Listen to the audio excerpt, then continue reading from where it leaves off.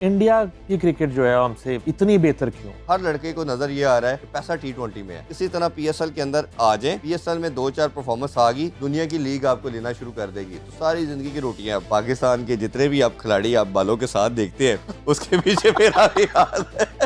कि अगर आप चाहते तो आप जो है वो एक बड़ी क्रिकेट खेल सकते हैं। मेरी वालदा का ख्वाब था कि मैं जज बनूं, और फिर जिस दिन मैंने एग्जाम देने थे सिविल जज के, उसी दिन उनकी डेथ होगी। पर फिर उसके बाद कह ले कि मेरी मोटिवेशन वो खत्म होगी। ये लड़के जो क्रिकेट खेलते हैं, 1000 में से एक लड़का होगा जिसकी क्वालिफिकेशन होगी, बाकी तो सारे के सारे तीसरी चौथी पांचवी तक मैक्सिमम जाते हैं, उसके बाद वो एक ही काम करते हैं। इमरान खान के दौर में तो क्रिकेट को बड़ा जो है वो अरूज पे चला जाना चाहिए। मेरी ख्वाहिश थी वैसे खान साहब का इंटरव्यू करने की, उनका नहीं किया। उनका नहीं इंटरव्यू किया। पहले उनके पास टाइम नहीं था, जब उनके पास टाइम था तो फिर वो हालात चेंज हो गए। फिर वो इदारे की तरफ से था कि आप इनका इंटरव्यू नहीं कर सकते। जो चेयरमैन पीसीबी आता है उसको नॉलेज ही नहीं होता, क्योंकि उसका इस खेल से लेना देना कोई नहीं होता। फिर वो जो उनका फेवरेट होता है उसको फिर जिस तरह नवाजना शुरू करते हैं।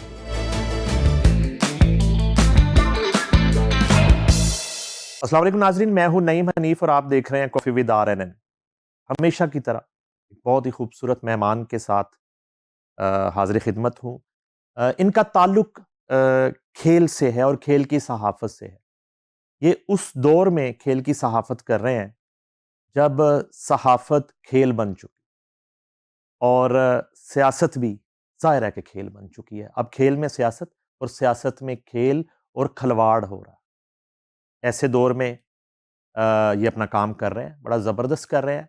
आज इनसे कुछ दिल की बातें करेंगे, कुछ इनके करियर पे डिस्कस करेंगे और उसके साथ ही साथ इंडिया में होने वाले वर्ल्ड कप में पाकिस्तान क्या फ़ैसला करने जा रहा है, चेयरमैन पीसीबी क्या सोच रहे हैं, वज़ीर आज़म और उनकी मुलाकात का अहवाल क्या है, ये जानते हैं। मेरी मुराद है one and only Chaudhary Irfan Zaheer से। Welcome to the show. बहुत शुक्रिया आपके टाइम का जी, आपने इनवाइट किया हमेशा की तरह। इट्स ऑनर जी।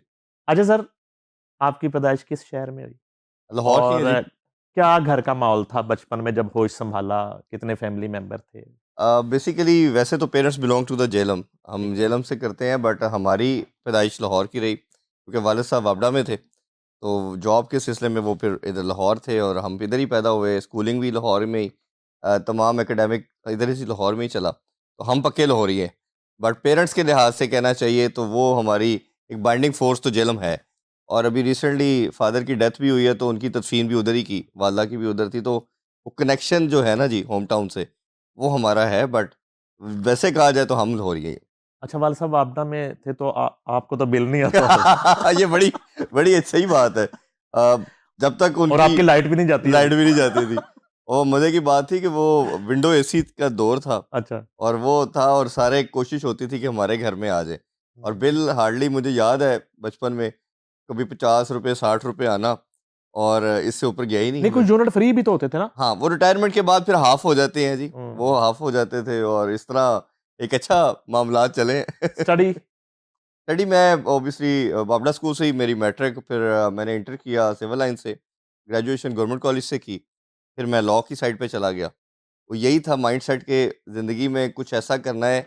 वो जो होता है ना, जैसे कुछ बच्चे मैथ पढ़ते हैं, स्टैट्स पढ़ते हैं, कुछ ऐसा सब्जेक्ट पढ़ते हैं, तो मुझे ये था कि कुछ ऐसा करना चाहिए जिसका आपकी रूटीन लाइफ के साथ भी कनेक्शन हो। हम्म। तो दूसरा मुझे, मैं हमेशा आइडलाइज़ करता था अपने कायद को, कायद-ए-आज़म को, मोहम्मद अली जिन्नाह साहब को, कि वो एक किस तरह के रोल मॉडल हम हमारे लिए हैं। तो फिर मैंने उन देखता था कि यार वो लॉयर थे, तो उसके एक पीछे रीज़न मेरी यही थी।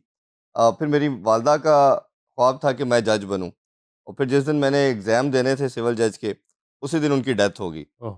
बट फिर उसके बाद कह लें कि मेरी मोटिवेशन वो ख़त्म हो गई। हम्म। फिर मैंने उसकी अटेम्प्ट भी छोड़ दी, उसकी जो एक एक आपको कहना कहना चाहिए ड्राइविंग फ़ोर्स थी, वो ख़त्म हो गई मेरे में। फिर मेरा पैशन जो था वो क्रिकेट था, और फिर मैं एक साथ आप जानते ही हैं एक कंपनी, उनके साथ भी ऑलमोस्ट 14-15 साल से एसोसिएटेड रहा, उनके साथ हूँ। बट मीनवाइल मुझे इत्तेफ़ाक हुआ कि कुछ कोचेज़ ख़ास तौर पे ग्रांट फ्लावर और मिकी आर्थर से कोई दोस्ती हो गई, उसी काम के सिलसिले में। वो आप जानते हैं काम। तो ये उनसे हेयर क्लब की बात कर हेयर रहे क्लब की हैं? बात कर रहा हूँ जी मैं। हेयर बिल्कुल, तो क्लब। वो उस लिहाज से डॉक्टर नासिर डॉक्टर नासिर की हमारे बात कर दोस्त। रहा हूँ जी, जी, जी, जी। तो डॉक्टर साहब is always very kind to me, और उनके साथ एक बॉस वाला वो रिलेशन तो था ही, लेकिन एक बिल्कुल बड़े भाई वाला, एक मेंटोर वाला भी था। तो वो कुछ प्लेयर्स का इन लोगों का कनेक्शन बना कि वो मेरे पास उस उस तरह आते थे और वो ट्रांसप्लांट के लिए वो बात-शात करने। उन्होंने मुझे एक एक होता है ना, कई दफ़ा आपको कोई आइडिया देता है, कुछ कॉन्सेप्ट देता है कि ये करना चाहिए, तो वो जब भी उनसे बात होनी तो क्रिकेट की बात करनी थी ऑब्वियसली हम लोगों ने। तो उन्होंने कहना, यार तेरे पास जो नॉलेज है ये तो प्लेयर्स के पास भी नहीं है हुँ। और आप क्यों नहीं इस फील्ड में आते? अच्छा, एक इंटरेस्टिंग चीज़ ये थी कि मैं मिस कर गया, मैं 7-8 साल किसी टाइम पे मैंने टीवी एक्टिंग भी की हुई है। अच्छा। हाँ जी, मैं 2003-4 की बात है, मैं गवर्नमेंट कॉलेज में था तो बेस्ट परफॉर्मर हुआ मैं। तो सरमद सरमद खुसर जो हैं, वो चीफ गेस्ट थे। उन्होंने मुझे दिया इनाम, तो उन्होंने कहा कि आप मेरे साथ प्ले में काम करेंगे। उस टाइम आपको याद होगा शाशलिक उनका पहला प्लेयर था। हुँ, हुँ। तो मैंने उनकी कोई 2 के 3 एपिसोड की। फिर उनके साथ मैंने एक और ड्रामा, उन्होंने ब्यूटी पार्लर, इसमें वो अहमद बट जो थे, शायद प्रॉब्ली मेरा ख़्याल है वो उनका पहला प्ले था। वो 1-2 एपिसोड की। फिर वो पेरेंट्स का प्रेशर बहुत था कि आपने इस साइड पे नहीं आना और हुँ, ये क्या काम कर रहे हो? जो आपको पता है हमारी टेंडेंसी होती है कि जी सारा फ़ोकस स्टडी पे रखें। हुँ। तो वो चलता रहा, वो 7-8 साल मैं थोड़ी बहुत टीवी एक्टिंग करता रहा। इसे कहना चाहिए ट्वाइस या थ्राइस इन अ मंथ कोई ना कोई एपिसोड मैं उसमें अपीयरेंस देता था। फिर सारा मीडिया आपको याद होगा 2010-11 में वो कराची शिफ्ट होना शुरू हो गया। मेरी भी तब एजुकेशन ख़त्म हुई। नहीं, पहले थोड़ा वापस आए ना, क्रिकेट खेली भी आपने? जी, मैं ये अपनी लॉ कॉलेज की टीम का कैप्टन भी था, सिविल लाइन की टीम में भी था, गवर्नमेंट कॉलेज की टीम में भी था अच्छा। और पंजाब लॉ कॉलेज की टीम का मैं कैप्टन था। डोमेस्टिक वगैरह नहीं मैं खेल पाया, वही अगेन प्रेशर कि आप स्टडी पे फ़ोकस करें जी, ये कोई काम कर रहे हैं, अगर नहीं आप टीम में सेलेक्ट होंगे तो फिर कैसे आप अपने रोज़मर्रा यानी कि उनको ये लगता था कि अगर खेल में गया और क्रिकेट में गया तो पढ़ नहीं सकेंगे। हाँ, उनका पढ़ाई जो का और क्रिकेट का पाकिस्तान में कोई ताल्लुक नहीं?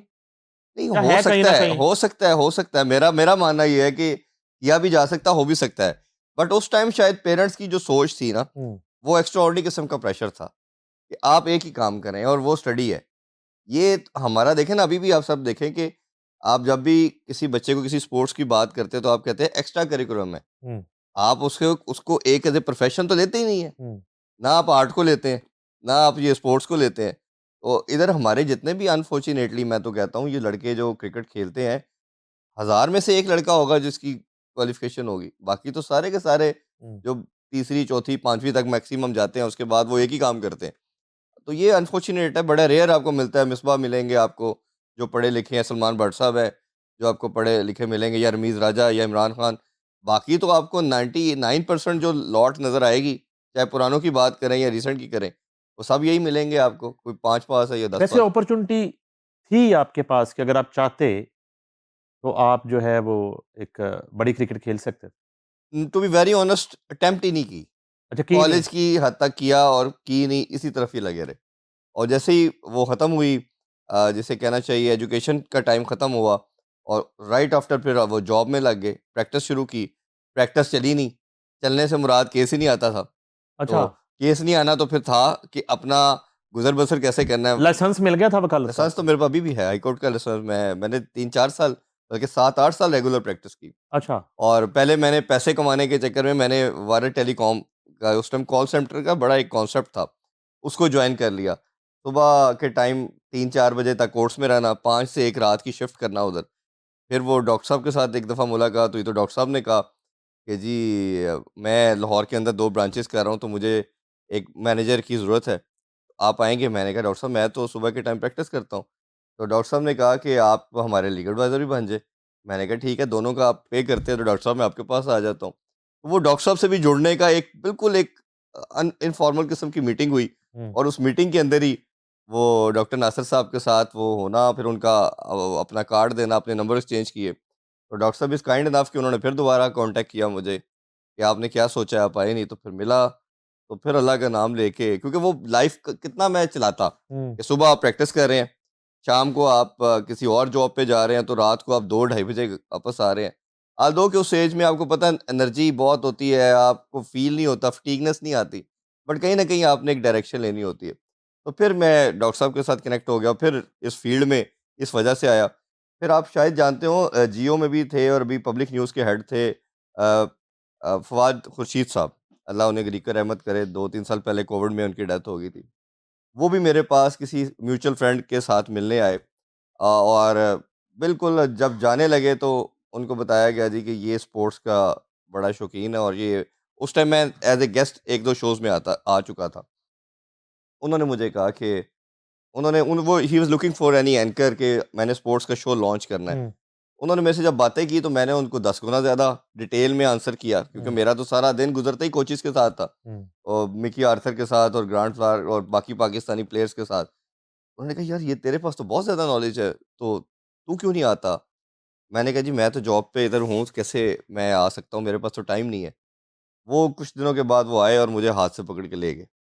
उन्होंने कहा, "जी, आप मेरे साथ" पब्लिक न्यूज़ नया-नया लॉन्च हुआ था। हुँ, उसने कहा, "जी, आप हमारे साथ पीएसएल करेंगे और मैं आपके लिए एक शो लॉन्च कर रहा हूँ।" इस तरह आपको पता है इस फ़ील्ड में प्यार से या मोहब्बत से कोई नहीं लेके आता। आप जब किसी का जर्नी पूछते हैं, हुँ, तो लोग बताते हैं जी बड़ी स्ट्रगल की, कितने-कितने चक्कर काटे। अच्छा, वो भी एक इंटरेस्टिंग चीज़ ये थी कि बाबर अली भी हमारे क्लाइंट हैं, हुँ। और वो आपको पता है याद होगा एक पंजाबी का शो मॉर्निंग शो होस्ट करते थे। अपना टीवी में, अपना टीवी पे, बिल्कुल। बाबर अली जी वो जानो सुन ज़रा, जी, जी, जानू सुंदरा वाले जो है। जीवा वाले जी, अच्छा, जी, तो अच्छा। उन्होंने मुझे कहा, चैंपियन ट्रॉफी चल रही थी 2017 की। हुँ, तो बाबर अली से मेरी अच्छी दोस्ती भी थी, बड़ा अच्छा है उनसे आज भी मोहब्बत का रिश्ता है। उन्होंने मुझे कहा कि इरफ़ान, मैंने ना करना है और मुझे ना कोई बंदा चाहिए, इस पे मैचेस पे बात करने के लिए। तो मैंने उनको कहा, मेरे से ज़्यादा नॉलेज किसका होगा क्रिकेट का? उन्होंने कहा, आपने करना है? मैंने कहा, देख लें, मैं तो वैसे बता रहा हूँ, नॉलेज तो मेरे पास है। कहता, तू मेरे शो में आ जा। उन्होंने कहीं प्लान किया था कि मॉर्निंग शो के आपको पता है डिफरेंट सेगमेंट होते हैं, एक स्पोर्ट्स का या कुछ और। उन्होंने जब मेरे से बात करना शुरू की तो उन्होंने 2-3 और गेस्ट भी लाइन अप किए थे। हुँ, तो बाबर भाई ने उनको वापस भिजवा दिया। हुँ, जब 5 या 7 मिनट का शो होगा, मेरे पास आज भी मैं उसको देखता हूँ, उनको उन्होंने वापस भिजवा दिया। उन्होंने वो पूरा 1.5 घंटे का शो मेरे साथ ही किया। हुँ, वो शायद शो काफ़ी क्लिक हुआ, ऑल्दो कि वो पंजाबी चैनल था, बट वो उर्दू में किया उन्होंने मेरे साथ। हुँ। वो करते-करते फिर एक मॉर्निंग शो, दूसरा मॉर्निंग शो, और फिर एक ऐसी वो भेड़-चाल चली कि मैंने नहीं भाई, कोई ऑलमोस्ट पाकिस्तान में मैं श्योरिटी से कहता हूँ, मेरे से ज़्यादा किसी ने मॉर्निंग शो नहीं किए। हुँ, मैंने 4-5 ईयर के स्पैन के अंदर कोई 1300 मॉर्निंग शो किए। वाह! जिसमें मैं पहले 92 जाता था, 92 से कभी एक्सप्रेस, एक्सप्रेस से वो पब्लिक, पब्लिक से सामने ए प्लस, वो जुगन का शो होता था। वो एक इस तरह डेली मैं 4 मॉर्निंग शोज़ करता अच्छा था। बतौर गेस्ट आप कर रहे हैं शोज़। कर ही जा रहा हूँ अपनी, एक तो पैशन, दूसरा था कि मुझे अपना नाम पैदा करना है, इस फ़ील्ड के अंदर बताना है। और वो पब्लिक वाला अभी शुरू नहीं हुआ या हो अभी चुका है? हो चुका था, उसी साथ उसी मीनवाइल वो भी स्टार्ट हो अपना चुका साथ था। कर रहे हैं। जी, जी, अपना साथ कर रहा हूँ। अच्छा। अपना शो शुरू में वीकली एक था, हुँ, और वो करते-करते, लेकिन मुझे ये था कि सबको पता चले कि ये स्पोर्ट्स का एक कोई बंदा है हुँ, और इसको नॉलेज है, इसको काम आता है। वो अल्लाह का शुक्र है कि वो इतना ज़्यादा हुआ, वो बुलाते गए और मैं आँखें बंद करके करता गया। ना मैंने दिन देखा, ना रात देखा, वो कंटिन्यूअसली किया। तो अल्हम्दुलिल्लाह फिर वो करते-करते फिर, लेकिन लाइफ़ चेंजिंग मोमेंट जो मेरी नज़र में नहीं भई, वो आई जब मुझे पीटीवी से ऑफ़र आई, अच्छा। पीटीवी स्पोर्ट्स से। वो उन्होंने कहा कि डॉक्टर नुमान नियाज़ साहब जो थे पहले वो होस्ट कर रहे थे। हुँ, वो उनका इंसिडेंट एक हुआ जिसमें खान साहब ने उनको सैक कर दिया, उनकी हुँ, गवर्नमेंट थी। उन्होंने ख़ैर मुझे कॉल की, उन्होंने मुझे कहा, जी आप मेरी जगह पे होस्ट करें। Literally, to be very honest, मैं जब वो शो किया और मेरा फ़ोन मैंने किसी को मैंने बताया भी नहीं कि मैं ये प्रोजेक्ट मिला और मैं ये करने जा रहा हूँ। मैंने जब वो शो किया और मैं जब अपने सेल फ़ोन ऑन किया, तो लिटरली मुझे कोई 800-700 के करीब मैसेजेस आए लोगों के, और लोग शायद पीटीवी की एक स्क्रीन बड़ी है और मैच टेलीकास्ट आपको पता है ब्रॉडकास्ट पॉइंट ऑफ व्यू से वो पीटीवी पे होता है। तो वो एक बिल्कुल एंटायरली मेरे लिए ऐसे ही था कि जैसे किसी, आपको मूवी करते हैं ना जी, हुँ। आपको कोई नहीं जानता तो एकदम जब कर लेते हैं, बॉक्स ऑफिस पे हिट हो बॉक्स जाती हिट है, हो जाती है। पहले दिन जब। बिल्कुल, वो बिल्कुल ऐसे ही था, और वो मैं को 3-4 दिन तो लोगों को आंसर कर के वो मुबारकबाद दे रहा है, कोई मैसेज कर रहा है। आई थिंक कि वो मेरी लाइफ में ना बहुत बड़ा एक गेम चेंजर कहना चाहिए या मोमेंट था। फिर अल्हम्दुलिल्लाह अल्लाह ताला ने इतना करम किया कि वो एक सिलसिला का चलता गया, और करते-करते शायद पाकिस्तान के, मेरा ख़्याल है कोई भी ऐसी सेलिब्रिटी नहीं है, कोई स्पोर्ट्स की पर्टिकुलरली अगर बात करूँ, क्योंकि मेरी नीश यही है, इसी पे मैंने काम किया। सबके इंटरव्यू मैं कर चुका हूँ। फिर 2 साल पहले लेजेंड लीग कवर करने के लिए हम कतर गए, जिसमें शाहिद अफरीदी, शुएब अख्तर, मोहम्मद हफीज़, मिसबाह, इन लोगों के साथ एक साथ टाइम गुज़ारा। वो एक बड़ा एक शानदार मेरे लिए मोमेंट था। और फिर अल्लाह ने एक ऐसा ब्लेसिंग की कि last year world cup cover करने के लिए मैं यूएसए भी गया, इंग्लैंड की सीरीज़ कवर की, अभी एशिया कप कवर किया। तो अल्लाह ताला ने जो मेरी एक एज़ ए प्लेयर ख्वाहिश थी, मैं पाकिस्तान को रिप्रेजेंट करूं, वो तो शायद अल्लाह ने इस तरह नहीं, बट कहीं ना कहीं उसको दूसरे तरीके से अल्लाह ताला ने बड़ा करम किया कि वो इस तरह मेरी सारी वो हुँ, ख्वाहिशात या शौक कहना चाहिए। और कहते हैं ना सर कि आपका पैशन अगर आपका प्रोफेशन बन जाए तो ना आपको उसमें थकावट होती है, हुँ। ना आप उसमें कोई बोरिंग फील करते हैं। वो हर दिन आपके अंदर एनर्जी लेवल वही रहता है। शायद किसी और जॉब के अंदर with the passage of time इतना अच्छा आपकी परफ़ॉर्म हाँ, ना नहीं कर होती कर पाते हैं। पाते। हाँ जी। अच्छा, पहला कौन सी सेलिब्रिटी है क्रिकेट की जिससे मुलाकात हुई आमने-सामने? इंटरव्यू के लिहाज से जी, नहीं वैसे? वैसे तो मैं शुरू से सबको ही देखता रहा हूँ, लेकिन वैसे जो पहली सेलिब्रिटी जिससे मिला था, मैं इमरान खान साहब से मिला था। अच्छा, स्कूल में वो अपने शौकत खानम के फंड के लिए वो आए थे, प्रॉब्ली मैं उस टाइम 7th क्लास में था। तो हमारे स्कूल में वो आए फंड रेज़ करने के लिए, तो मैं आई वाज़ द वन जिन्होंने उनको बुके पेश किया, हुँ, उनको रिसीव किया। तो वो उस टाइम वो 92 के हीरो भी थे, हमारे लिए सब कुछ ही वही था। हुँ। और वो जब आए उनको ग्रीट किया, मैंने किया, तो वो पहला तो सेलिब्रिटी जिससे मिला मैं क्रिकेट में वो वही थे। और ये मिकी आर्थर और ग्रांट फ्लावर से मुलाकात एंडी से कब हुई? एनडी से इस तरह हुआ कि मैंने कुछ प्लेयर्स ने ट्रांसप्लांट करवाया हमारे हुँ, से। बड़ी इंटरेस्टिंग, नाम नहीं मैं लेना चाहूँगा, वैसे तो लोगों ने बोर्ड-शोर्ड हुँ। देखे हैं। तो उन्होंने उन्होंने में से एक किसी ने कहा कि आप ज़रा टाइम हो तो हमारे साथ चलें, ग्रांट फ्लावर मिलना चाह रहा है। तो उसने he is interested in the transplant, तो मैं उनके साथ चला गया। उनसे मुलाकात हुई तो उनको सारा पहले ब्रीफिंग दी, ये कैसे होता है, ये क्या-क्या इसकी रिक्वायरमेंट है, इसका कितना टाइम रिक्वायर्ड होता वो है, तो सारा याद है आपको? सब कुछ याद है। वो तो अच्छा, सारी पता है, बस पार्ट ऑफ इट। उसमें हम ट्रेनिंग भी करवाता हूँ मैं, हाँ, वो लाहौर का मैं डॉक्टर साहब के पास एज़ ए हेड भी काम कर रहा हूँ, तो वो उनका लीग एडवाइज़र भी हो, तो वो आई अच्छा, नो ईच एंड एवरीथिंग। ठीक है। वो फिर उसको सारा ब्रीफ़ किया, फिर फाइनल यही तय हुआ कि डॉक्टर साहब के साथ सिटिंग करवानी है, फिर उनसे मिलवाया। और फिर करते-करते ये पाकिस्तान के जितने भी आप खिलाड़ी आप बालों के साथ देखते हैं, उसके पीछे मेरा भी हाथ है। वो सारे एक-एक करके मैं डॉक्टर साहब के पास लेके गया, अच्छा, उनका ट्रांसप्लांट करवाया। तो ज़बरदस्त, ये एक मेरे अपने प्रोफ़ेशन के अलावा इनसे एक ये भी एक लेवल है जुड़ने का। ज़बरदस्त। वो आपको तो फिर भूल ही नहीं सकते। मुझे नहीं भूल सकते। जब वो कोई कोई मेरी बात नहीं मानता तो मैं उन्हें कहना, तू जो कुछ हैगा ना मेरी वजह नाल है। तेरी लुक पीछे मेरा भी आता है। तेरा बाल-बाल मेरा मकरूज़ है। अच्छा, वो पीटीवी वाला जो सफ़र था, जी। वो कहाँ ख़त्म हुआ जाके वो और अच्छा, क्यों, वो एक कहाँ ही रुका सीरीज़ वो? मैंने की, वो एक ही सीरीज़ मैंने की, पाकिस्तान और इंग्लैंड की सीरीज़ मैंने की। अब वो उसका डॉक्टर साहब का ये था कि जो डे का है ट्रांसमिशन, उन्होंने वो रिस्टोर हो गए बेसिकली हुँ, उसके हुँ। बाद। तो उन्होंने कहा डे वाला जो है वो मैं करता हूँ, नाइट वाला आप करें। वो नाइट वाला जो था प्रॉब्ली वो कोई 2-3 बजे वेस्ट इंडीज़ की सीरीज़ थी, आई स्टिल रिमेंबर। तो फिर मैं क्योंकि पब्लिक न्यूज़ में मैं already as a hmm, anchor काम कर रहा था, मैं उनसे छुट्टी लेके गया था और इधर डॉक्टर साहब के पास भी हेयर क्लब में मैं काम कर रहा था। तो फिर मैंने कहा कि नहीं, ये तो मुझे समझ नहीं आ रही कि एक प्रोजेक्ट आधा आप करेंगे, आधा मैं करूँगा, तो ये तो शायद ठीक नहीं है। और मेरी ऑलरेडी 2 कमिटमेंट हैं लाहौर में, और शायद कहीं न कहीं रीज़न ये थी कि वालिद साहब के साथ मैं उनको नहीं छोड़ सकता था। हुँ। वो साथ थे और उनके साथ एक कई अपॉर्च्युनिटी लाइफ़ में दूसरी भी हैं। एक दफ़ा कराची से भी 1-2 मंथ पहले ऑफ़र आई मुझे, एक टीवी चैनल की तरफ से कि आप कराची आ सकते हैं, तो कराची आएँ और शो देखें। तो मैंने रिफ्यूज़ कर दिया। मैंने कहा जी मैं लाहौर नहीं छोड़ सकता। और पीटीवी की तरफ से मुझे लास्ट ईयर भी offer I, as a GM भी और एज़ ए स्पोर्ट्स एंकर के तौर पे भी, कि आप आएँ और पीटीवी स्पोर्ट्स देखें। ऑल्दो कि as a professionally point of view से देखूँ, एज़ अ स्पोर्ट्स एंकर वो नंबर 1 चॉइस है। आप उस पे कभी कंप्रोमाइज़ नहीं कर सकते। बट कहीं न कहीं नहीं भई, मैं समझता हूँ कि अ, अब मैं आज के दिन ये रियलाइज़ करता हूँ, सोचता हूँ कि वो बिल्कुल ठीक डिसीज़न था। क्योंकि अपने पेरेंट्स के साथ जो टाइम गुज़ारा, उसकी शायद कोई कमी आप उसकी किसी तरह भी उस कमी को आप पूरा नहीं कर सकते। और खुदा न ख़ास्ता, गॉड फ़ॉरबिड, मैं चला जाता, क्योंकि वो एज की स्टेज पे थे और मैं जाता, वो ना जा पाते, तो एक बड़ा रिग्रेट शायद होना था। हुँ। तो अब मुझे लगता है कि जो मैंने किया वो बिल्कुल ठीक है। इवन मैं जब एशिया कप कवर भी करने दुबई गया हूँ, तो मैं फैमिली को साथ लेके गया, उनको भी साथ लेके गए। ही वाज़ सो हैप्पी। मेरी छोटी सिस्टर भी, वो मैरिड है, उधर ही होती है, तो वो एक बड़ा अच्छा एक बॉन्ड रहा।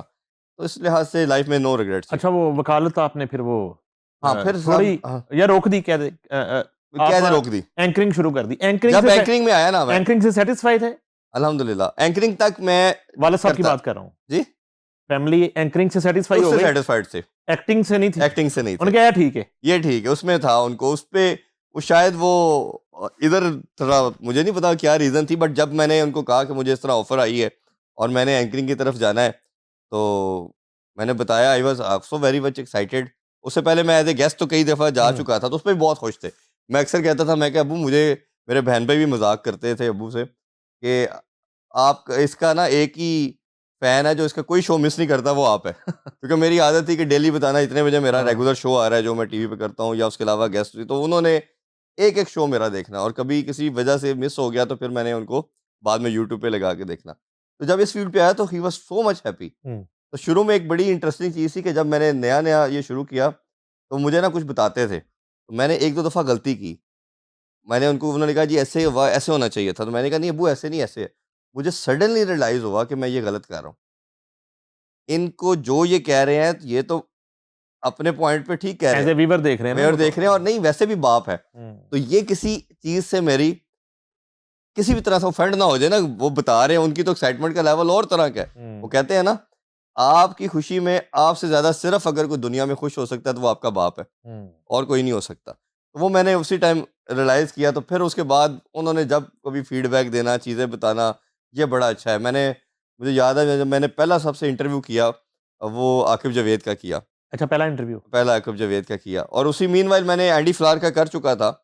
तो लेकिन वो ऑन एयर ज़रा लेट हुआ। लेकिन आकिब जावेद का पहला वो जो इंटरव्यू किया उनका किया, तो जब वो उनके साथ बैठ के देखा, तो उनकी आँखों में मैंने आंसू देखे, हुँ, खुशी से। तो हमेशा मुझे एक चीज़ कहते थे कि हम अपनी ज़िंदगी में यही देखते आए हैं कि ज़िंदगी में जब भी कुछ मिलता है, हुँ, मेरी भी एज इतनी हो गई है, उसके पीछे कोई ना कोई रेफ़रेंस होता है। तुम्हारी लाइफ़ के अंदर कभी किसी चीज़ का, किसी का कोई रेफ़रेंस नहीं था। हुँ, तो तुमने जो भी लाइफ़ में किया अपनी मर्ज़ी से किया, अपनी मर्ज़ी से चलते हो। तो मैं उस लिहाज से वो बहुत कंटेंटेड थे। तो अल्हम्दुलिल्लाह, अल्हम्दुलिल्लाह मुझे भी इस चीज़ का बड़ा था कि वालिद साहब ने या वालिदा ने भी जो हमारी ब्रॉट अप में चीज़ें की, और जो भी होता है इंसान शायद अपने तौर पे बड़ा कुछ कर रहा होता है, पर मेरा मानना ये है कि जितना भी आप लाइफ़ में आप कुछ पाते हैं, वो अल्लाह की वो करम नवाज़ी के बाद आपकी पेरेंट्स की दुआएँ हैं। और शायद ये जनरेशन उससे काफ़ी दूर जा रही। शादी वाला जो मरहला था, जी। वो किस तरह का था? अरेंज मैरिज थी, लव मैरिज थी? अ, वाला साहब ने कहा कि अब शादी कर लें?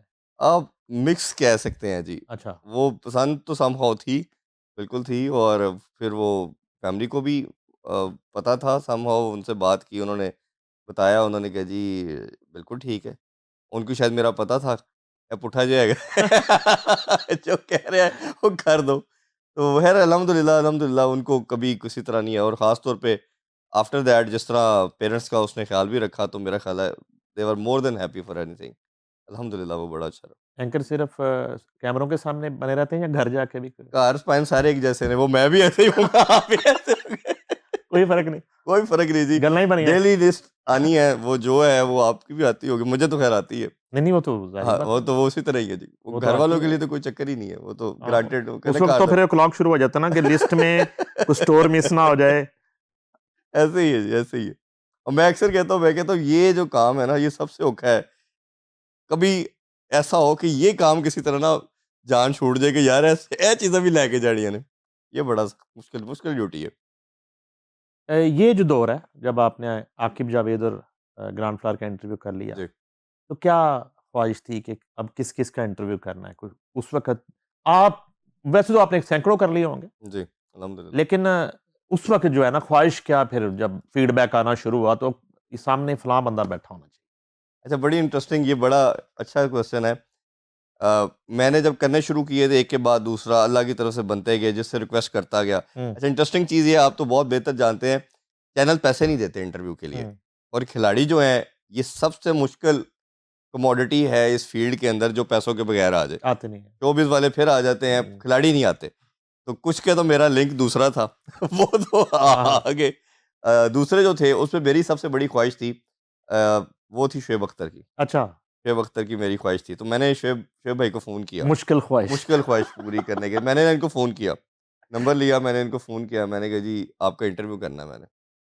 कौन है? मैंने कहा जी मैं इरफ़ान हूँ पब्लिक न्यूज़ से। अच्छा फिर? अच्छा, वो शुरू हुए 10 लाख से।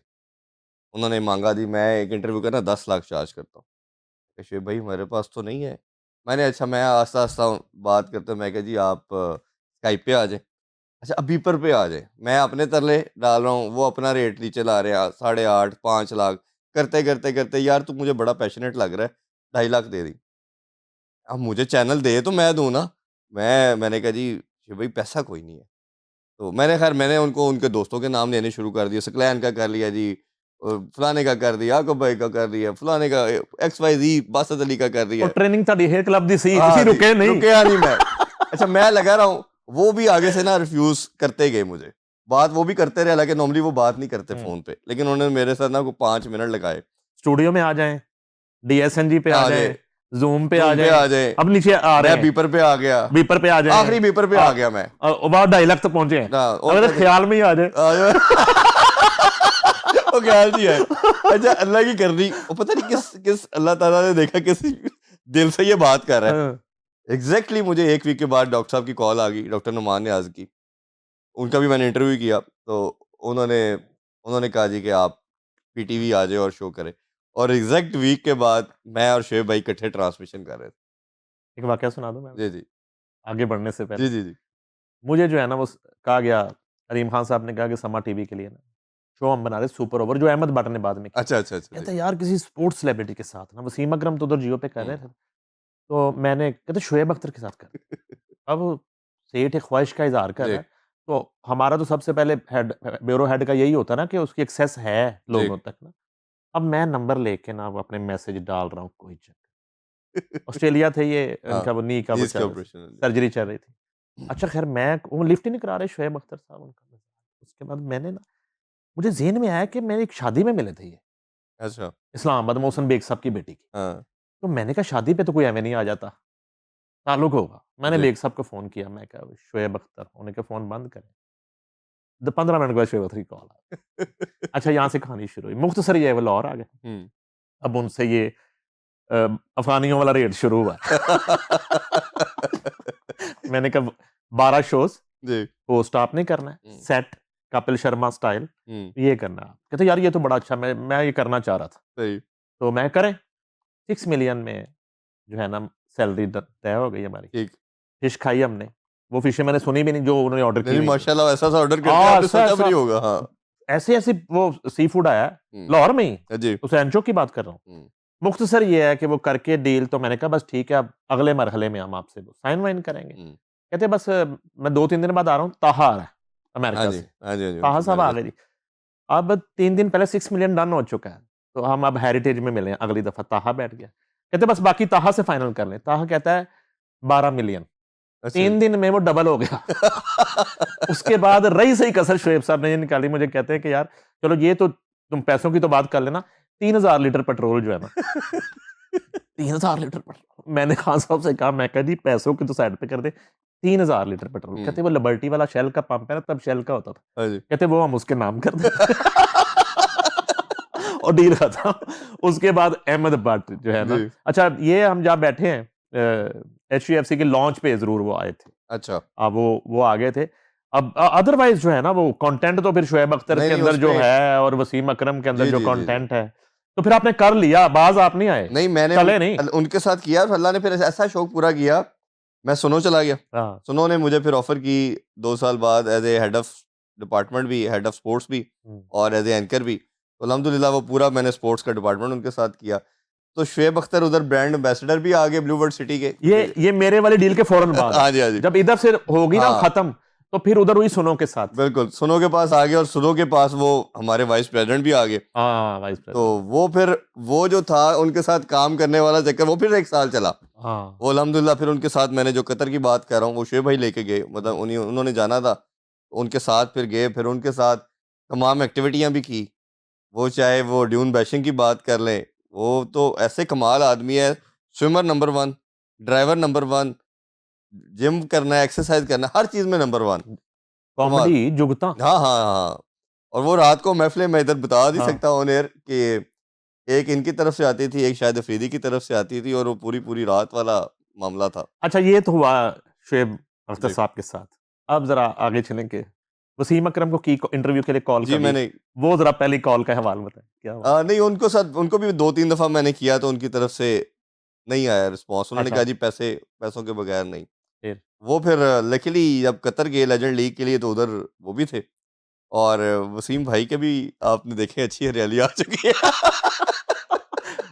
अच्छा, तो फिर उधर जब वो फिर की बात तो ही इज काइंड इनफ कि उन्होंने फिर किया, फिर उनके साथ भी कर लिया। अच्छा, ये तो रमीज राजा के साथ तो आप यहाँ पे और रमीज ट्रांसमिशन राजा कर भी रहे थे ना? नहीं नहीं, हम्म, उससे पहले जब कभी इंटरव्यू के लिए राब्ता किया? हाँ ये उनके साथ भी किया जी।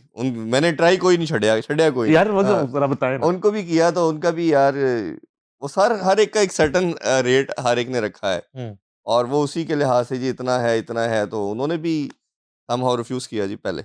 अच्छा। और फिर जब वो अपॉर्चुनिटी मिली तो अल्लाह की तरफ से था कि वो भी हमारे चैनल के वाइस प्रेसिडेंट बने। शुएब भाई के बाद वो बन गए। उनको खैर लेके आने वाला मैं था। मेरी उनके साथ ए सारे वही पैसे ने ਜਿਹੜੇ डबल शा लेके नस गया। ਇਹ इसी ਕਿਸੇ ਨੂੰ तरह माफ नहीं कर रही इसी थी। तरह था जब शुएब अख्तर से इनका कॉन्ट्रैक्ट खत्म हुआ तो चैनल ने एशिया कप आ रहा था। अच्छा। तो चैनल ने कहा जी कि ये किसको कर रहा है, क्योंकि मैं हेड ऑफ स्पोर्ट्स था, हम्म, उन्हें किसके साथ होना चाहिए। तो हम we were looking for the different options.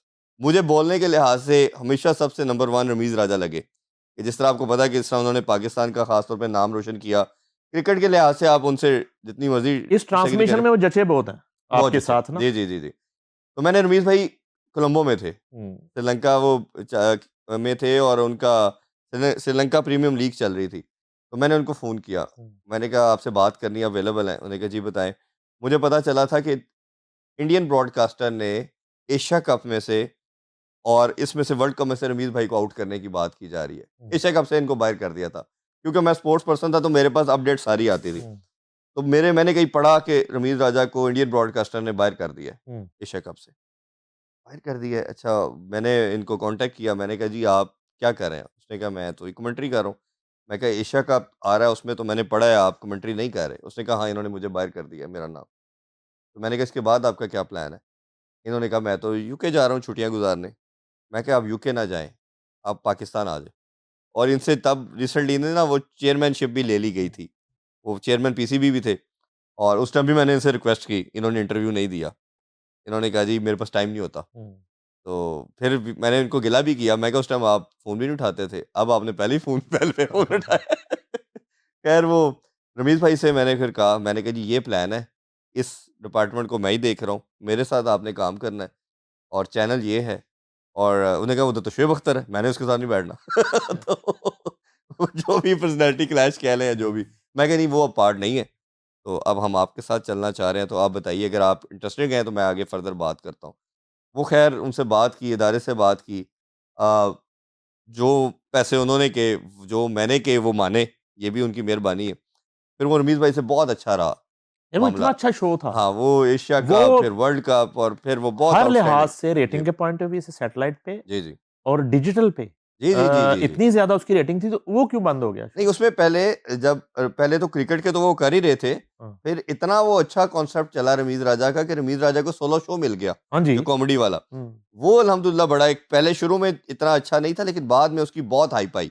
और हर दुनिया, पूरा पाकिस्तान क्या पूरी दुनिया देखना चाह रही थी कि रमीज़ राजा शो होस्ट कर रहा है। शाहिद अफरीदी। शाहिद भाई का मैंने वैसे छोटे बिट्स के अंदर तो किया हुआ इंटरव्यू, लेकिन पूरी ट्रांसमिशन इस तरह नहीं कर पाया, क्योंकि वो जब भी उनसे बात हुई है वो कहते हैं मेरी ऑब्लिगेशन है, मैं समा के साथ हूँ। हम्म, तो उस रीज़न से वैसे मैंने उनके 3-4 दफ़ा, जिसे कहना चाहिए मैच से पहले जो बाइट्स वगैरह करते, सोलो कंप्लीट इस तरह नहीं इंटरव्यू काबू नहीं किया, आए ना। इस तरह नहीं किया, लेकिन मैंने उनके वैसे मैचेस से पहले जो आपके 3-3 4-4 मिनट के जो आप कह रहे हैं बाइट्स वो लिए, वो इंटरव्यू इस तरह किया वकार हुआ है। यूनुस।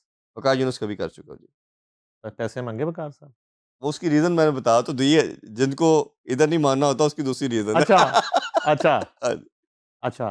तो कौन जो है ना आपसे जीत गया, नहीं मनिया? कौन नहीं माना? शायद अफरीदी कह सकते हैं कि था नहीं, वो तो आ कि गया ना प्रॉब्लम एक। हाँ, वो उसके तो वो अब चैनल्स में ये बड़ी बदकिस्मती है कि वो जो है दूसरी जगह नहीं जा सकते और ऐसे नहीं हो सकते, एक्सक्लूसिविटी और बस वो हाँ जी, वाला। हाँ जी, हालांकि वो वो तो मसाइल है। सेलिब्रिटी है, वो सेलिब्रिटी फिर। हुँ। अच्छा, फॉरेनर प्लेयर्स जो हैं बड़े नाम, कौन कौन से हैं जो इंटरव्यू? अब बड़ों में भी ऑलमोस्ट सबके ही कर चुका हूँ, जितने एक्शन, लेकिन मेरी ख्वाहिश थी वैसे खान साहब का इंटरव्यू करने की, हाँ सर। इमरान खान साहब का, उनका नहीं किया? उनका नहीं इंटरव्यू किया। अच्छा। जब वो पहले उनके पास टाइम नहीं था, हम्म, जब उनके पास टाइम था तो फिर वो हालात चेंज हो गए, फिर उन पे पाबंदी आ गई। जब मेरी उनसे मुलाकात हुई और मैंने रिक्वेस्ट की, हम्म। तो फिर वो इदारे की तरफ से था कि आप इनका इंटरव्यू नहीं कर सकते। नहीं तो वो अब कर लें इंटरव्यू, अड़याला मुलाकात कर लें। हाँ, मुलाकात जेल वैसे के नहीं हो अंदर रही, मेरी इंटरव्यू, कैसे हो रही है? हैं जी? जेल के नहीं, आपकी तो हो जाएगी। मेरी कैसे हो सकती? यार आपने उनको बुके दिया बचपन में।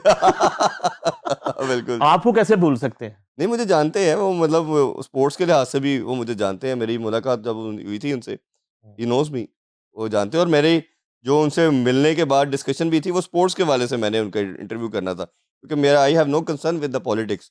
तो पॉलिटिक्स पे तो मैंने बात नहीं करनी थी। इमरान खान के उसमें दौर में तो क्रिकेट को बड़ा जो है वो अरूज पे चला जाना चाहिए था।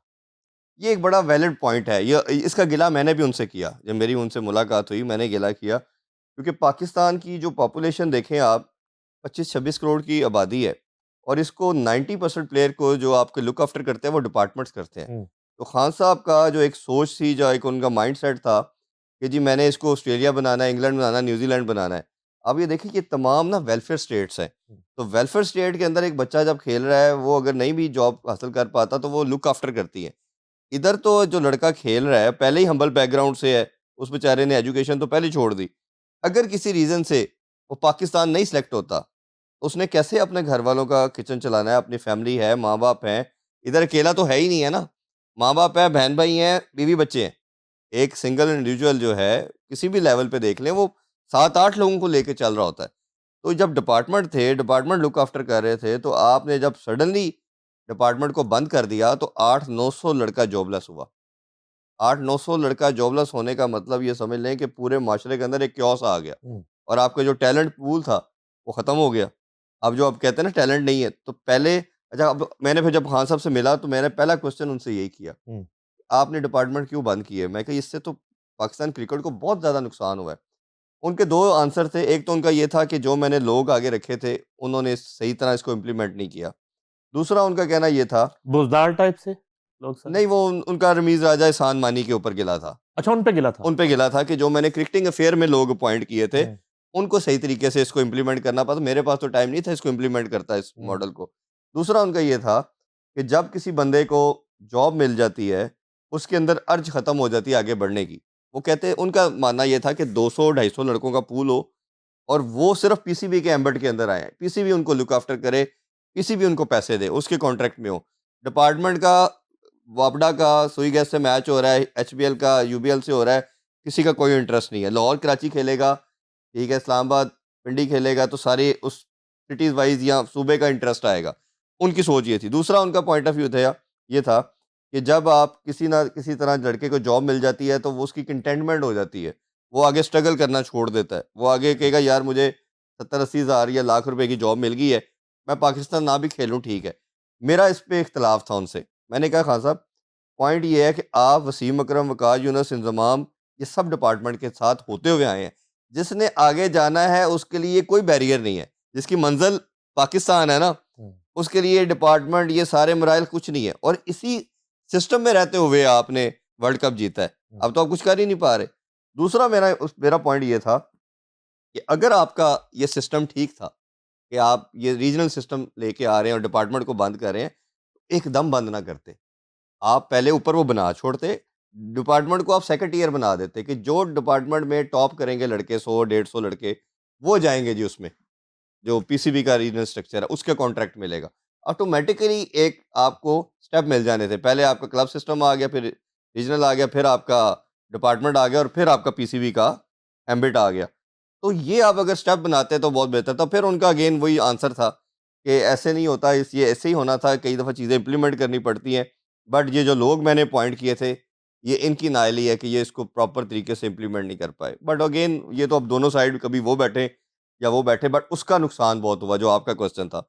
उसका नुकसान आज भी हम देख रहे हैं कि काफ़ी लड़के जॉबलेस हुए। मैं खुद बहुत लड़कों को जानता हूँ कि जो बड़े शानदार प्लेयर थे, और अब ये देखें कि वो बेचारे अपना घर का गुज़र-बसर नहीं कर पा रहे। कोई कैब चला रहा है, कोई रेहड़ी लगा रहा है, कोई बर्गर लगा रहा है। अच्छा, क्रिकेट पे तो नुकसान हुआ, हॉकी पे उससे भी डबल हुआ। हुँ। क्योंकि हॉकी के जो बच्चे हैं, उनको तो आपकी पहले ही फेडरेशन मरी पड़ी थी। वो तो डेली अभी नहीं दे पा रही। तो उन लड़कों का किचन या उनके मामलात, हर डिपार्टमेंट, वापडा, सोई गैस आगे पीछे जब खेल रहे थे आर्मी वगैरह में, वो चल रहा था। तो किचन की एटलीस्ट टेंशन से बाहर आ गए थे। इधर जितने देखे ना लोग हैं, अगर किसी के माइंड के अंदर ये टेंशन है कि मेरा किचन कैसे चलेगा, तो प्रोडक्टिविटी कैसे देगा? तो आपने सबसे पहले इस फ़ियर एलिमेंट से तो बाहर निकालना है ना उस बच्चे को। तो ये एक इख्तिलाफ़ मेरा था, उनसे मैंने गिला भी किया और आज भी है कि डिपार्टमेंट बंद नहीं होने चाहिए। अगर करने भी थे, तो उसके डिफरेंट स्टेप्स बना के फिर करना चाहिए था। वसीम वकार यूनुस, शोएब अख्तर, शाहिद अफरीदी तक तो करिश्मा क्रिकेटर्स का हुआ करता था। आज बाबर आज़म, 1-2 और जी। लोग उस तरह की इनकी मकबूलियत क्यों नहीं है? इसके 2-3 फैक्टर हैं। एक तो नईम भाई सबसे बड़ा फैक्टर है कि जब ये लोग थे वसीम वकार, इनके मेंटोर बड़े अच्छे थे। इनके बड़े बहुत बड़े नाम थे। इमरान खान, मोहसिन कमाल, ठीक है, दस्तर नज़र, वो बेहतर लॉट थी। उससे ऊपर चले जाए तो हनीफ मोहम्मद वगैरह। तो वो जो जनरेशन में ट्रांसफ़र होना वाला मामला था ना, एक जनरेशन दूसरी जनरेशन को सिखा रही है, वो चलता चला जा रहा था। एक एजुकेशन की बात तो हम ऑलरेडी कर चुके हैं। दूसरा यही जब ये लड़के जब आए, हुँ, ये आते सारे हम्बल बैकग्राउंड से। उस टाइम तक 2007, 8, 10 तक 10 तक सोसाइटी उस तरह इवॉल्व नहीं हुई थी। अब जो आप देख रहे हैं सोसाइटी खास तौर पे 10-15 साल के अंदर वो एक्स्ट्रा ऑर्डिनरी इवॉल्व हो चुकी है। हुँ। यानी कि जितनी इनोवेशन इस 10-15 साल में आई है, वो पिछले 100 ईयर में भी नहीं आई। आप इंटरनेट की बात कर लें, आप इसकी बात कर लें, सोशल मीडिया की बात कर लें, मीडिया कितना इवॉल्व हो गया है। बाकी चीज़ों में भी आप अगर करते चले जाएँ तो बहुत ज़्यादा। जब वो इवॉल्व का एलिमेंट आ रहा था, उधर ये गैप आना शुरू हुआ और ये जो लड़के आपके सुपरस्टार बनने थे, इनके मेंटोर जो थे लड़के, वो बड़े हल्के होना शुरू हो गए माज़रत के साथ। वो उस कैलिबर के नहीं थे नाम कि जो उनको कैरी करते। दूसरा, सोसाइटी के बिगाड़ ही कहना चाहिए, उस गैप को फ़िल नहीं कर पाए और इन लड़कों ने भी बच्चों ने ये जिनके आप नाम ले रहे हैं, इन्होंने समझा कि हम इनसे बड़े हैं। उन्होंने वो कहते हैं ना बाअदब, बामुराद, वो वाला भी मामला नहीं रहा। तो ये अब जो लड़के अब जितने भी हम देखते हैं, ये अपने सीनियर को समहाउ उस तरह रिस्पेक्ट नहीं करते जिस तरह पुराने करते थे। कुछ को हमने देखा है, अभी भी वो अपने एक्स कप्तान को देखेंगे तो कप्तान कह के बुलाते हैं, स्किपर स्किपर कह के बुलाएँगे। तो ये अब शायद उस तरह की वैल्यू नहीं करते। इ इंडिया की क्रिकेट जो है हमसे इतनी बेहतर क्यों है? अब तो बहुत ज़्यादा फ़र्क आ गया। अब तो ख़ास तौर पे हमारे जो आमने-सामने मैचेज़ होते हैं उसमें तो हम भूल ही गए हैं कि कभी हम हाँ जी। उसे हराएँगे। अदरवाइज़ वो हर बड़ा इवेंट जीत रहे हैं। आप वुमेन क्रिकेट ले लें उनकी, आप मेन क्रिकेट ले लें, वो छोड़ ही नहीं रहे कोई चीज़। देखिए उसमें एक चीज़ तो सबसे बड़ी ये है कि पैसों की लोग बात करते हैं कि आईपीएल में पैसा आया, क्रिकेट बोर्ड उनका बहुत रिच हो गया। वो एक बहुत लंबी डिबेट है, उसपे फिर कभी बैठक करेंगे कि वो रिच होने के बाद इनका हुँ, स्ट्रक्चर ठीक हुआ। पैसा तो उन्होंने इन्वेस्ट किया, बेतहाशा इन्वेस्ट किया। क्रिकेट में क्या, बाकी स्पोर्ट्स में भी। हुँ, हॉकी में वो दूर-दूर तक नहीं मारे थे, अब वो टॉप 5 में रहते हैं हमेशा। हुँ, तो हर स्पोर्ट्स में वो बहुत बेहतर हो गए। क्रिकेट क्योंकि हमारी एक स्पोर्ट है, इसलिए हमें ज़्यादा चुभती है और हमने उन पे बड़ा राज किया है। सबसे बड़ा जो मुझे लगता है फैक्टर, आप देखें कि उन्होंने अपने डोमेस्टिक स्ट्रक्चर को नहीं छेड़ा। हुँ, आज भी उनकी पहले दिन से, जब से इंडिया बना है, उस टाइम से वो रणजी ट्रॉफ़ी है, वो उनका बेसिक क्राइटेरिया किसी लड़के का टीम में सेलेक्ट होने का। हमने इस सिस्टम को 7-8 दफ़ा चेंज किए। अभी भी रिसेंटली 4 दफ़ा 2 सालों में 4 सिस्टम हमारे चेंज हुए हैं। कभी चैंपियन कप आ रहा है, कभी डिपार्टमेंटल सिस्टम आ रहा है, कभी वो बंद कर दिए, कभी वो कर दिए। जब आपको एक ट्रैक ही मालूम नहीं होगा कि बच्चे ने किस तरीके से टीम की तरफ आना है, तो आपका जितना भी वो टैलेंट है, वो सेपरेटेड और डाइवर्टेड होता चला जाएगा। मेंटोरशिप तो है कोई नहीं हमारे सिस्टम में कि जो सँभाल के रखे। पीसीबी के अंदर भी अनफॉर्च्यूनेटली ऐसे लोग नहीं आए, जिसको ये विज़न हो कि वो चीज़ों को समेटते, एक सिस्टम ऑर्गेनाइज़ करते। जो अनफॉर्च्यूनेटली आपका चेयरमैन आता है, वो पॉलिटिकल आता है। ऊपर पीएम आएगा, पीएम का वो रिश्तेदार होना चाहिए, उसका दोस्त होना चाहिए, उसका कोई कंसर्न नहीं है, वो क्रिकेटर है या नहीं है। फिर जब वो आता है तो वो कहता है ऑल इन ऑल मैं हूँ। तो जब आपका इंडिया का आप स्ट्रक्चर देखते हैं, तो कोई भी चेयरमैन आए और आप देखेंगे वो आके बेसिक स्ट्रक्चर को नहीं छेड़ता। जो फंडामेंटल है उस पे वो कायम रहता है। हमारा जो आता है सबसे पहले फंडामेंटल को छेड़ता है। जी डिपार्टमेंट बंद कर दो, अच्छा जी वो दूसरा सिस्टम कर दो, अच्छा जी चैंपियन कप लेके आओ, अच्छा जी वो 5 टीमें कर दो, कोई कहता है 6 कर दो। दूसरा सबसे बड़ा जो फैक्टर मुझे नज़र आ रहा है कि उनकी सक्सेस की रीज़न सिलेक्शन क्राइटेरिया उन्होंने रखा अपना डोमेस्टिक। हुँ, हमने अनफॉर्च्यूनेटली पीएसएल कर दिया। अब पीएसएल होगा, जिसने 4 छक्के मारने, 1 मैच जिताना है, वो सानू अफरीदी लभ गया, सानू वसीम अकरम मिल गया। आपने उसको उस ट्रैक पे ले लेना है। ये कैसे हो सकता है कि जो लंबे फॉर्मेट की क्रिकेट है, देखिए अल्टीमेट फॉर्मेट तो टेस्ट क्रिकेट है। जो टेस्ट में परफॉर्म करेगा या ओडीआई खेलेगा जिसके अंदर स्किल होगी, वो नहीं है। अब इन बच्चों की मेंटोरिंग इतनी खराब हो चुकी है कि हर लड़का, क्योंकि सिस्टम के अंदर हूँ, लड़कों को जानता हूँ, हर लड़के को नज़र ये आ रहा है कि पैसा टी20 में है। किसी तरह पीएसएल के अंदर आ जाएँ, पीएसएल में 2-4 परफॉर्मेंस आ गई, दुनिया की लीग आपको लेना शुरू कर देगी। तो सारी ज़िंदगी की रोटियाँ अब। पहले था कि आपने सिर्फ़ पाकिस्तान खेलना है, पाकिस्तान अगर अच्छे लेवल पे खेला तो आपको काउंटी लेती थी और आपका एक अच्छा ज़िंदगी गुजर बसर हो जाती थी। अब जो है एवेन्यूज़ खुल गए हैं। अभी इस पिछले मंथ के अंदर, इस मंथ के अंदर 5 लीग चल रही थी दुनिया के अंदर, और उसके अलावा बेतहाशा कुछ मेरा ख्याल है 20 के करीब तो लीग आ चुकी हैं। हुँ। तो आपने थोड़ा बहुत भी अगर क्रिकेट अच्छी खेली है, पीएसएल एक बड़ा ब्रांड है, सेकंड लार्जेस्ट लीग है।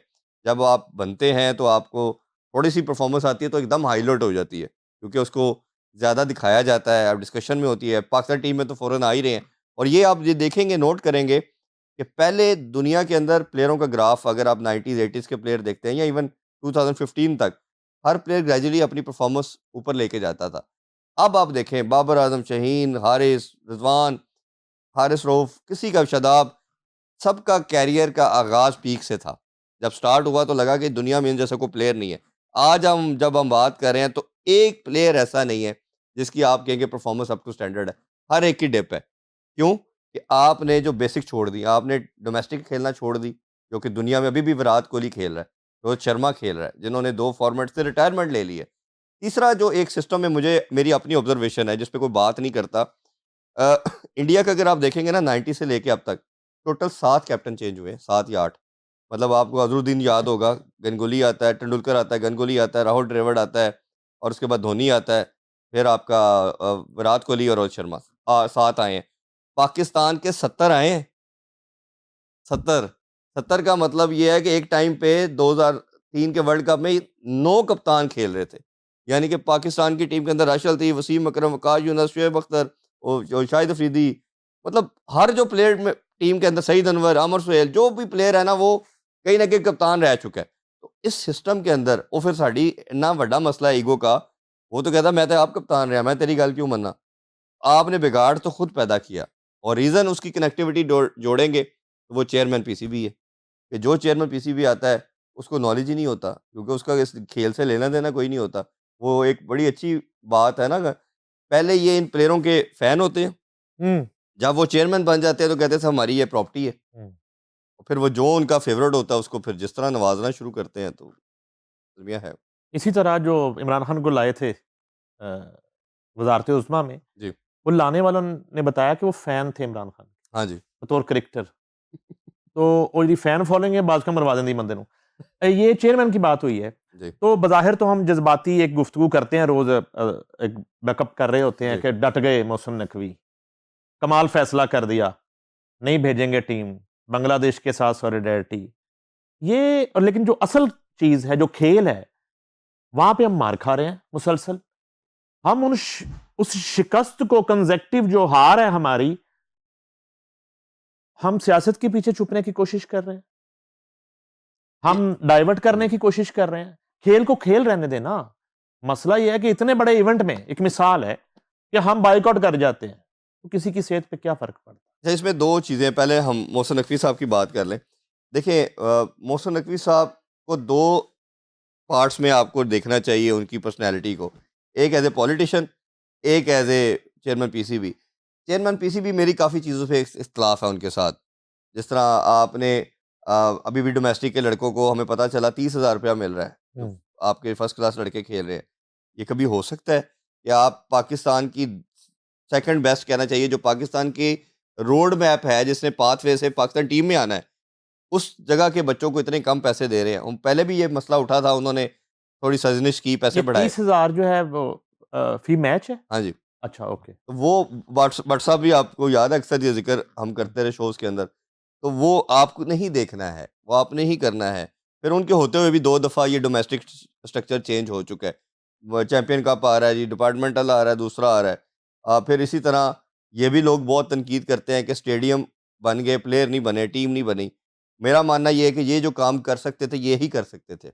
इतना स्ट्रॉन्ग चेयरमैन पीसीबी कभी नहीं आया। तो ये मोहसिन नकवी साहब की ही एफर्ट थी, क्योंकि उनके अल्लाह ने इस मामले में उनको काफ़ी टैलेंट दिया है कि वो जो चाहते हैं वो कर लेते हैं, स्ट्रॉन्ग भी हैं, और उनको फंड्स का भी मसला नहीं है, और उनको ये भी डर नहीं है कि मैंने किसी से अप्रूवल लेनी है, वो उन्होंने कर दिया और वो ही कर सकते थे। क्रिकेटिंग अफेयर के अंदर ये कह के निकल जाना कि मैंने आगे लोग रख दिए, इन्होंने करना था, तो ये मेरा ख्याल है जस्टिफाइड नहीं है। अगर आप आज इस अदारे को हेड कर रहे हैं और इधर कोई गलती आती है तो कल कल आके आपसे ही पूछा जाएगा हुँ।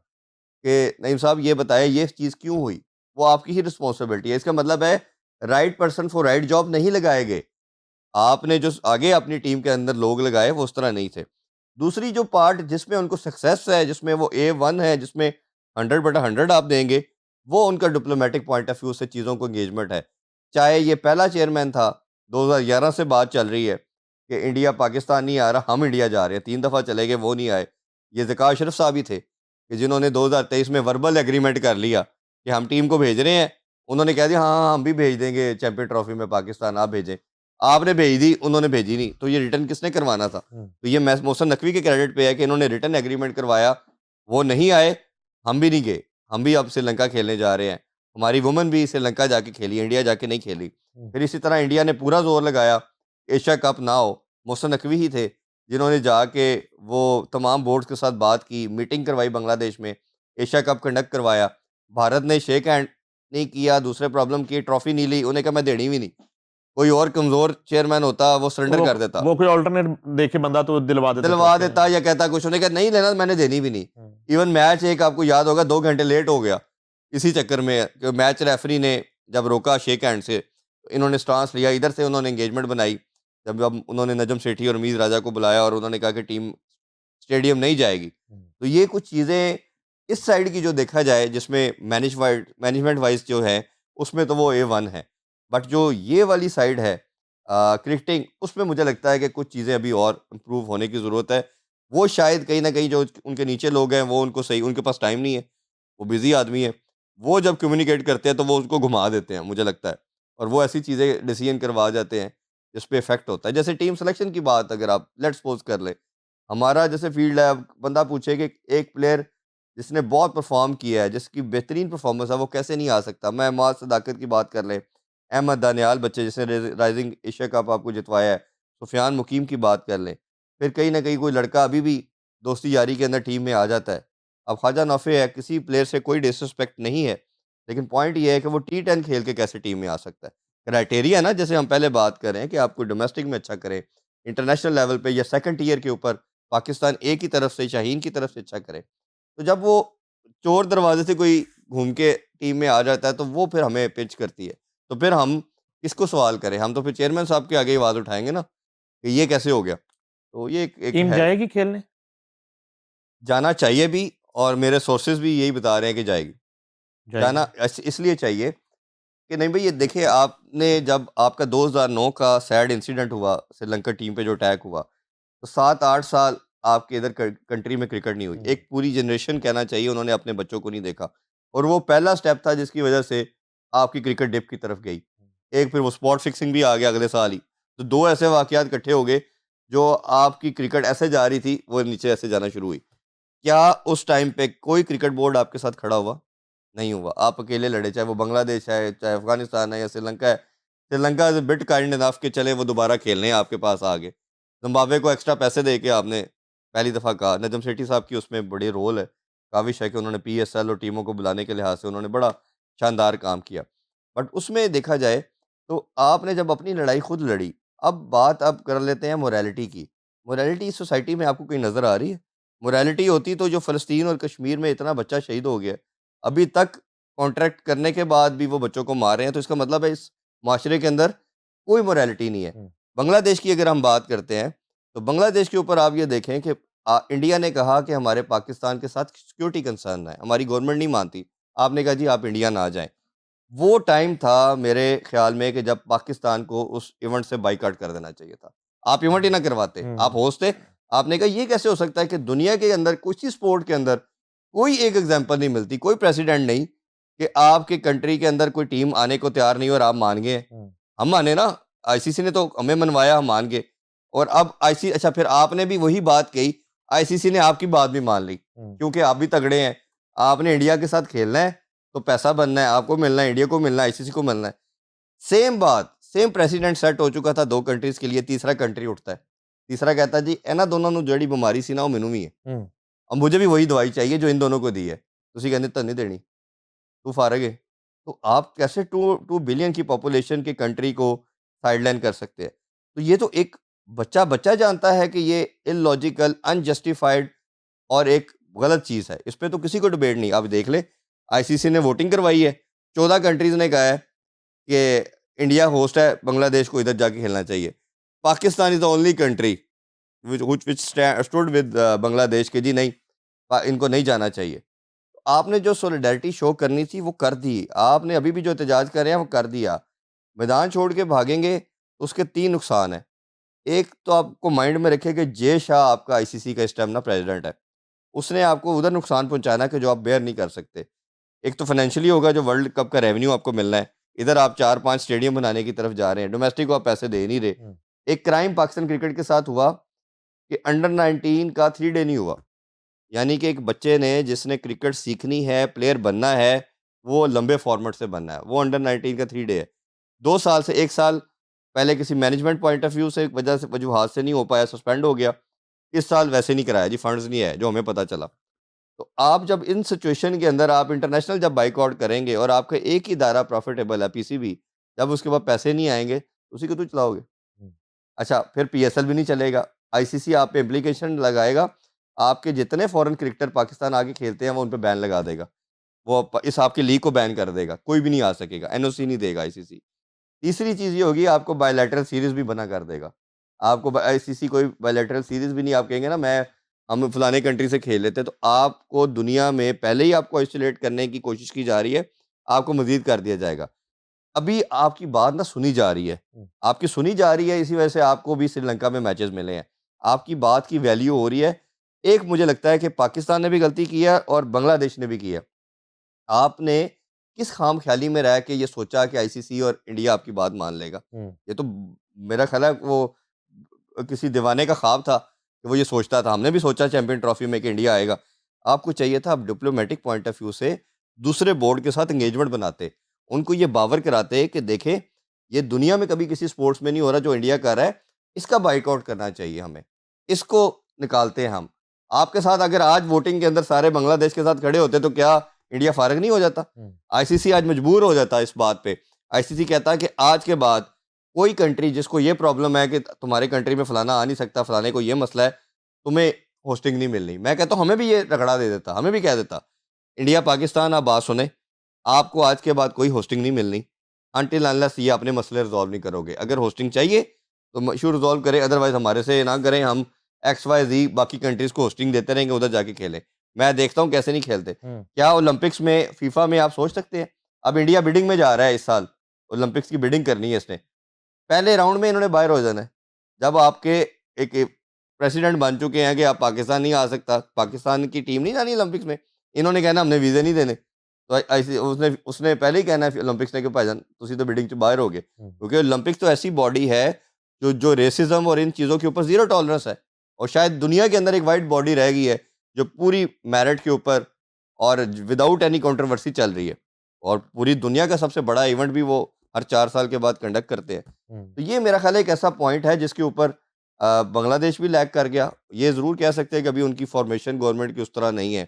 बट हमारी तो थी, हमें उनको गाइड करना चाहिए था कि ये आप सिर्फ़ ये मैयर लें और आगे बढ़ें। बट अभी आपकी बात सुनी जा रही है, क्योंकि मैंने देखा था कि जैसे ही चैंपियन ट्रॉफ़ी ख़त्म हुई, न्यूज़ीलैंड, साउथ अफ्रीका, इंग्लैंड और ऑस्ट्रेलिया, इन्होंने बाद में गिला किया आईसीसी को कि इंडिया को प्रॉब्लम था कि हमने पाकिस्तान नहीं जाना। इंडिया एक ही होटल में उनके टीम के प्लेयर रहे, एक ही वेन्यू दुबई क्रिकेट स्टेडियम में वो मैचेस खेलते रहे।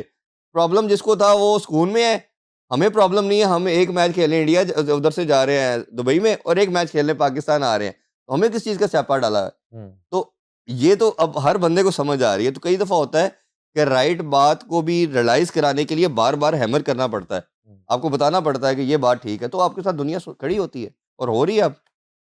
आखिर में आजकल एक पंडोरा बॉक्स खुला हुआ है, जी, वो कुछ प्लेयर्स के पता नहीं पैसे-पूसे को ले गया, डबल शाह। तो ये मामला जो है, अगर करंट क्रिकेटर्स भी उसमें शामिल हैं और शायद स्क्वाड में भी किसी का जी। नाम होगा, तो ये वो जो जुआ ऐप की तरह इसको दबाने की कोशिश की जा रही है कि ये गुज़र जाए वर्ल्ड कप वाला इवेंट, कहीं नया कट्टा ना खुल जाए। और इतने पैसे क्रिकेटर्स के पास होते हैं कि वो इन्वेस्ट कर रहे हैं, आँखें बंद करके दे रहे हैं, और ये कौन-सा पैसा है? ये काला है, चिट्टा है? ये तो मैं कमेंट नहीं कर सकता कि वो चिट्टा काला है, ये तो ख़ैर वो बेहतर जानते हैं। लेकिन मैं एक चीज़ जानता हूँ, ये प्लेयरों का जो प्रॉब्लम शुरू देखा ना हुँ, हमने लास्ट 6-7 ईयर के अंदर, ये प्लेयर जो ख़राब होना शुरू हुए या ये जो बातें आना शुरू हुई, ये इनके एजेंट्स की तरफ से आईं, हुँ, ठीक है? ये इनके एजेंट्स जो हैं, अब वो क्या करते हैं, वो भी एक पूरा एक जिसे कहना चाहिए एक पूरा उन्होंने ना एक क्लब टाइप चीज़ कर ले। अब करते क्या है उसमें आपके फॉर्मर लेजेंड्स पहले वो उठाते हैं, हुँ, उनको अपना पार्ट बनाते हैं। उनको कहते हैं जो टीम के बेस्ट प्लेयर हैं इनको हमारे पास लेके आएँ। वो उनको अपना गुरु, बाप जो भी मानते हैं, वो उनको लेके आते हैं। इस तरह आप और स्ट्रॉन्ग हो जाते हैं। फिर क्या होता है, आप उन्हें कहते हैं कि अंडर 19 या यंगस्टर में से देखें कौन-कौन से प्लेयर कल को सुपरस्टार बनने जा रहे हैं।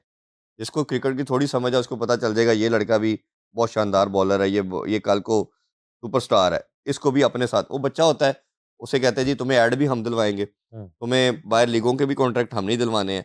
यानी कि वो पूरा अपने शेल में ले लेता है, एजेंट जो होता है ना, उसकी कंपनी कह लें सो कॉल्ड एजेंट वो ले लेता है। अब वो जो एजेंट है, वो आपको गिफ्ट की मद में पैसे दिलवाए, ठीक है? जो सबसे आसान है, हुँ, जिसका कोई हिसाब नहीं हो सकता क्योंकि वो तो कहते हैं जी गिफ्ट आया है।